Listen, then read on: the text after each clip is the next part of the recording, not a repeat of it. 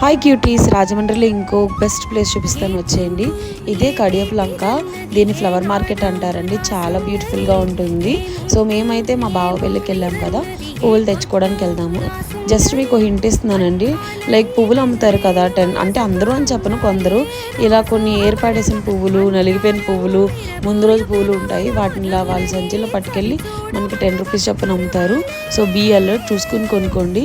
ఇది ఎంట్రన్స్లో మనకి అలా మూరలు అమ్ముతారు, కనకాంబరాలు, మల్లెలు అలా అనమాట. అండ్ ఇది వచ్చేసి లోపల బంతి పూలు అన్నీ అమ్ముతారు, చామంతి పూలు.